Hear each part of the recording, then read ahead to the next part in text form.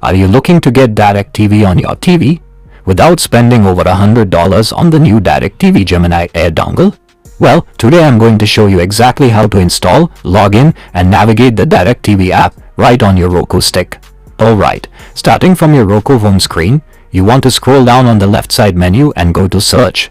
Once you are there, just use your remote to type in DirecTV.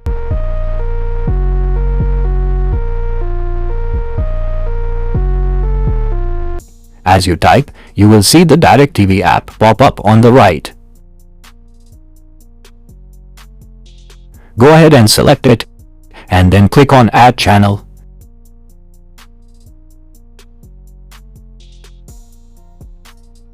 Let it download for a few seconds, and once it's done, just click Open. Now, the first time you open the app, it will take you to the sign-in screen.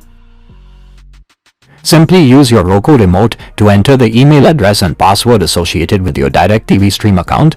Hit Sign In. It might take just a moment to load up your profile and authenticate your account. Once you are logged in, you will land directly on the DirecTV home screen. Here you can easily find your recently watched shows and discover top recommendations for live sports and movies. Now, if you press the back button or pull up the top menu, you can navigate over to the Guide section. This is honestly the best part.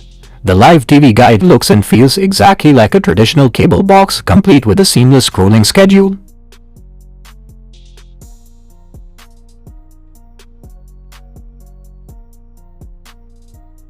And finally, if you scroll over to the My Library tab, this is your personal cloud DVR.